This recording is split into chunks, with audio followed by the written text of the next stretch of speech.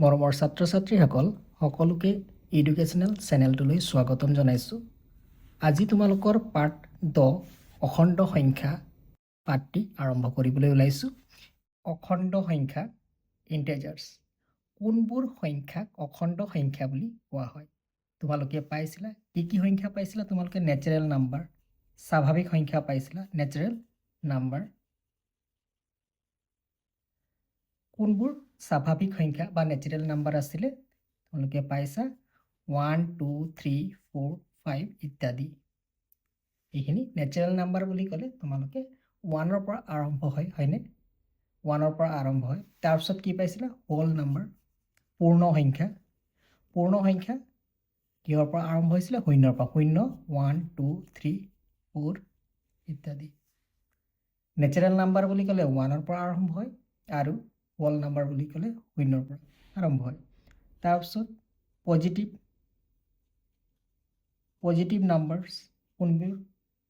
+1 +2 +3 +4 ইত্যাদি।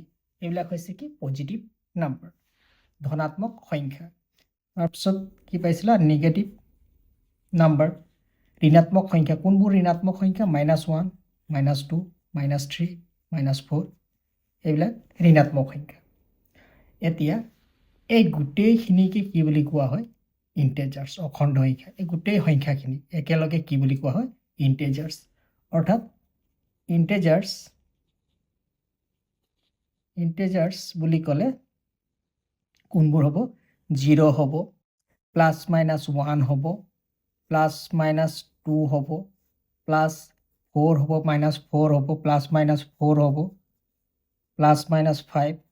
তাৰমানে ইয়াত গোটেইকেইটা সংখ্যা সোমাইছে। 0 আছে, +-1 আছে, 2 আছে। তো ইণ্টেজাৰ্ছ বুলি ক'লে 0ৰ পৰা আৰম্ভ কৰি +-1 +-2 +-3 একেলগে লিখা হৈছে। তাৰমানে +1 -1 দুবাৰ নিলিখি একেলগে লিখা হৈছে +-1। গতিকে এই সংখ্যাবোৰকে কি কোৱা হয়? ইণ্টেজাৰ্ছ, অখণ্ড সংখ্যা বুলি কোৱা হয়। যাদুকৰী ৰেলগাড়ী। নাম্বাৰ এক্সপ্ৰেছ নামৰ এখন যাদুকৰী ৰেলগাড়ীত দুটা স্বয়ংক্ৰিয় বুটাম প্লাছ আৰু মাইনাছ থকা এখন বিশেষ চকা লগোৱা চকীৰ লগত এনেভাৱে সংলগ্ন হৈ আছে, যিখন চকীত বহি বিশেষভাৱে সক্ষম যাত্ৰীয়ে বুটাম টিপিলে তাৰ ওপৰত ভিত্তি কৰি যাত্ৰীগৰাকীক চকীখনে বিভিন্ন ডবাৰ প্ৰৱেশ দুৱাৰলৈ লৈ যায়। প্ৰৱেশ দুৱাৰৰ আদৰণি ডবাটোক 0 ডবা বুলি জনা যায়। এতিয়া চোৱা, প্ৰৱেশ দুৱাৰৰ আদৰণি ডবাটোক কি বুলি জনা যায়? 0 ডবা বুলি জনা যায়। এতিয়া এইখন এখন চকী, যিখন চকীত চকা লগা আছে। চকা কিয় লগোৱা আছে? এইখন চকী হৈছে সেইসকলৰ কাৰণে যিসকল বিশেষভাৱে সক্ষম ব্যক্তি বা যাত্ৰী, সেইকেইজনৰ কাৰণে এই চকীখনত বহি তেওঁলোকে, ইয়াত বুটাম আছে, প্লাছ বুটাম আছে আৰু মাইনাছ বুটাম আছে। এই বুটাম দুটা টিপি কোনটো ডবাত সোমাব, কোনটো ডবাত প্ৰৱেশ কৰিব, সেইমতে তেওঁ কি কৰিব? বুটামটো টিপি সেই ডবাত প্ৰৱেশ কৰিব। এতিয়া চোৱা, ইয়াত প্ৰৱেশ দুৱাৰটো হৈছে হালধীয়া ৰঙৰ ডবাটো। প্ৰথমতে যাত্ৰীগৰাকীয়ে কোনটো ডবাত সোমাব? ডবা 0, অৰ্থাৎ হালধীয়া ডবাটোত সোমাব যাত্ৰীগৰাকীয়ে। ইয়াত সোমোৱাৰ পাছত যাত্ৰীগৰাকী কোনটো ডবালৈ যাব? R1 R2 R3 R4 নে L1 L2 L3? কোনটো ডবালৈ যাব? যদি R1 লৈ যায় তেতিয়াহ'লে প্লাছ বুটামটো এবাৰ টিপিলে ইয়াত সোমোৱাৰ পাছত এবাৰ টিপিলে R1 ডবাটোলৈ যাবলৈ হ'লে প্লাছ বুটাম এবাৰ টিপিব লাগিব, আৰু দুবাৰ টিপিলে R2 ডবালৈ যাব, আৰু 3বাৰ টিপিলে R3, তেনেধৰণে 4বাৰ টিপিলে R4। ঠিক একেধৰণে নিগেটিভ মাইনাছ বুটামটো, যিটো মাইনাছ বুটামটো আছে, মাইনাছ বুটামটো যদি ইয়াত সোমোৱাৰ পাছত এবাৰ টিপে তেতিয়াহ'লে L1ত আহিব, দুবাৰ টিপিলে L2, 3বাৰ টিপিলে L3। এনেধৰণে ইয়াত চুইচ কেইটা, বুটাম কেইটা চকীখনত দিয়া আছে। এতিয়া সেইমতে আমি ইয়াত 10.1ত থকা প্ৰশ্ন উত্তৰ কেইটা কৰিব লাগিব। কুৱেশ্যন নম্বৰ 1, আদৰণি ডবাটোৰ নাম ডবা 0 কিয় 0 হয় ক'ব পাৰিবানে? কাৰণ আৰম্ভণি ডবাটোৱে হৈছে ডবা শূন্য। সেইকাৰণে ইয়াৰ আনসাৰটো তোমালোকে এনেধৰণে লিখিবা, আদৰণি ডবাটোৰ নাম ডবা শূন্য কাৰণ এইটো আৰম্ভণি ডবা হয়। আৰম্ভণি ডবা হয় সেইবাবে কি ডবাটোৰ নাম দিয়া আছে ডবা শূন্য। আৰম্ভণি ডবা হোৱা বাবে আদৰণি ডবাৰ নাম ডবা শূন্য বুলি নাম দিয়া হৈছে। 2 নম্বৰ কুৱেশ্যনটো চোৱা, আদৰণি ডবাৰ পৰা দুটা ডবা সোঁফালে যোৱাটো তুমি কেনেদৰে প্ৰকাশ কৰিবা? 2 নম্বৰ সমাধান, আদৰণি ডবাৰ পৰা দুটা ডবা সোঁফালে যোৱাটো প্লাছ 2 ৰে প্ৰকাশ কৰিম। কাৰণ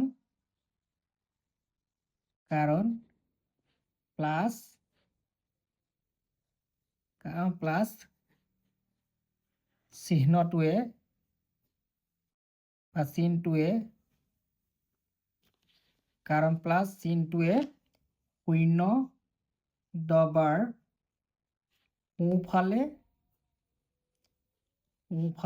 ডবাৰ সোঁফালে যোৱাটো বুজাইছে।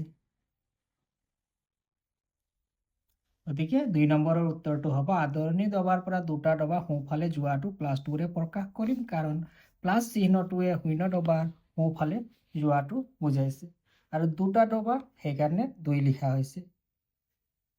কুৱেশ্যন নম্বৰ 3, আদৰণি ডবাৰ পৰা 5টা ডবা বাওঁফালে যোৱাটো তুমি কেনেদৰে প্ৰকাশ কৰিবা? বাওঁফালে যোৱাটো 3ৰ সমাধানটো এনেধৰণে তোমালোকে লিখিবা, আদৰণি ডবাৰ পৰা 5টা ডবা বাওঁফালে যোৱাটো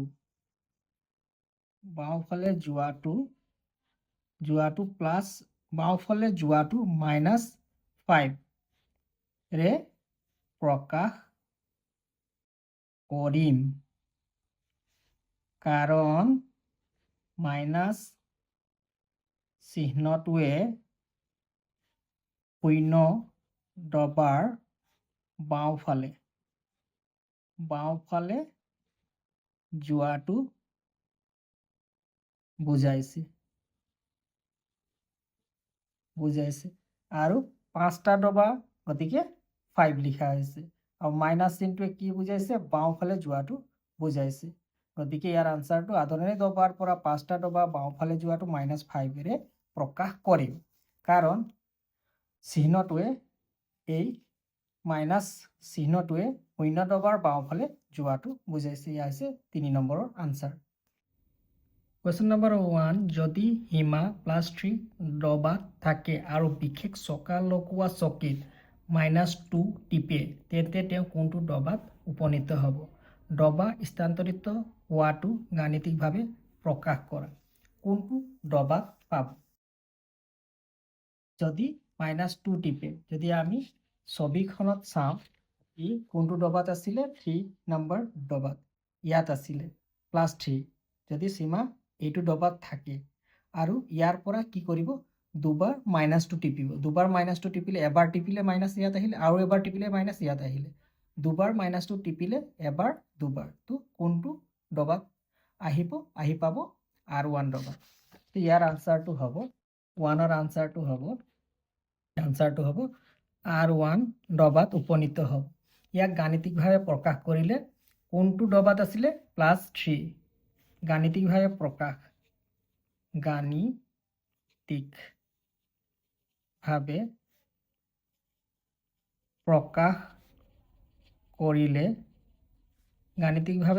কৰিলে হ'ব কোনটো ডবাত আছিলে? +3 ডবাত আছিলে আৰু মাইনাছ দুবাৰ টিপে। মাইনাছ কেইবাৰ টিপিলে? -2বাৰ টিপিলে। কোনটো ডবাত হ'ব? 3ৰ পৰা 2 বিয়োগ হ'ল কিমান হ'ব? +1। এয়া +1। +1টোৱে কি বুজাইছে? +1 নাইবা এইটো কি বুজাইছে? R1 ডবাটো। তলত দিয়াবোৰৰ মান নিৰ্ণয় কৰা।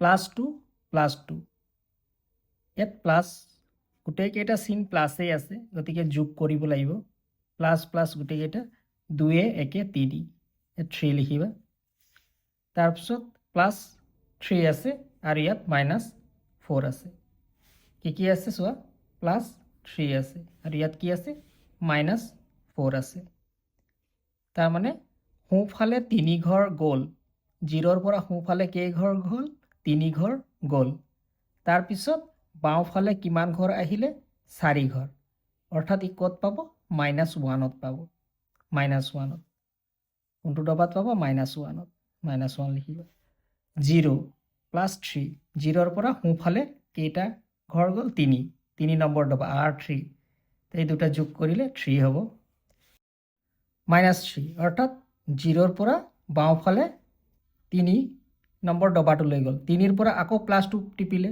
আকৌ এটা ডবা সোঁফালে আহিলে তাৰমানে কোনটো ডবাত উপনীত হ'ল -2 ডবাত উপনীত হ'ল আকৌ -2 অৰ্থাৎ বাওঁফালে দুটা ডবা 2 নম্বৰ L2 ডবালৈ আহিলে আকৌ L3 L4 দুটা ডবা আকৌ বাওঁফালে গ'ল অৰ্থাৎ ই -4 ডবাত উপনীত হ'ব 0ৰ পৰা 3টা ডবা বাওঁফালে আহিলে গতিকে ই -3 ডবাত উপনীত হ'ব কোৱেশ্চন নম্বৰ 3 বিভিন্ন ডবাৰ পৰা -4 ডবাত উপনীত হ'বলৈ কিছুমান সংযুক্ত বুটাম টিপাৰ কৌশল প্ৰকাশ কৰা যিকোনো ডবাৰ পৰা -4 অৰ্থাৎ L4 ডবাটোলৈ আহিবলৈ কি বুটামটো কেনেকৈ কিমানবাৰ টিপিব লাগে সেই কৌশলটো প্ৰকাশ কৰিব লাগে 3 নম্বৰৰ সমাধান যদি 0 ডবাত আছে 0 ডবাৰ পৰা যদি আৰম্ভ কৰি 4 নম্বৰ ডবাটোলৈ আহিব লগা হয় -4 ডবাত আহিব লগা হয় তেতিয়া 0 ডবাৰ পৰা কি কৰিব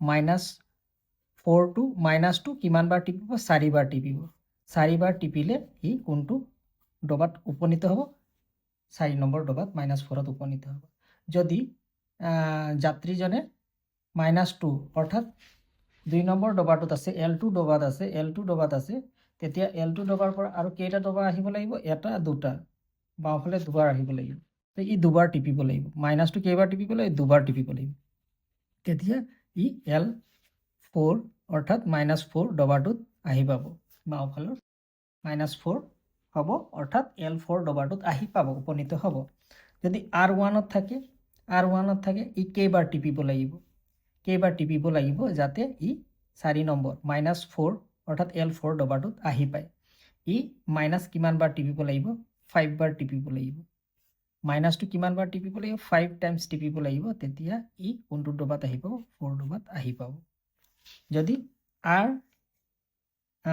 R3ত থাকে R3 ডবাৰ পৰা যদি আৰম্ভ কৰে তেতিয়াহ'লে R3 ডবাৰ পৰা আৰম্ভ কৰিলে R3 পৰা ই যদি বাওঁফালে আহিব লাগে তো কিমানবাৰ টিপিব লাগিব -7 টাইমছ টিপিব লাগিব তেতিয়া ই 4ত আহি পাব এনেধৰণে বাকীবিলাকৰো যিটো ডবা থাকিব ডবাটো লিখি কিমানবাৰ টিপিলে -4 অৰ্থাৎ L4ত ডবাটোত পাব সেইকেইটা তোমালোকে উলিয়াব লাগিব তো ইয়াৰ আৰু ওলাব L1 L2 L3 গোটেইকেইটাৰ কৰা নাই আদি বুলি লিখি দিয়া হৈছে ঠিক আছে এইটো হৈছে 3 নম্বৰৰ আনসাৰ তলত দিয়াবোৰৰ মান নিৰ্ণয় কৰা +1 +4 এই দুটা মিলি কিমান হৈ যাব 5 হৈ যাব 5 হ'ল +5 হ'ল আৰু ইয়াত কিমান আছে -2 তো +5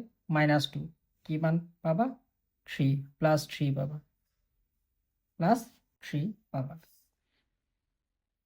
বি নম্বৰ +4 আকৌ +1 +4 +1 দুইটা যদি লগ লগাই দিয়া +5 হৈ গ'ল আৰু মাইনাছ কিমান আছে -3 তো 5ৰ পৰা 3 গ'ল +2 ইয়াত প্লাছ এটা আছে +2 আৰু মাইনাছ কেইটা আছে দুটা আছে -1 -3 এইটো হ'ব -4 গতিকে +2 আকৌ বাওঁফালে আহিলে 4 ঘৰ -4 তেতিয়াহ'লে কি হ'ব আনসাৰটো -2 এয়া হৈছে 4 নম্বৰৰ আনসাৰ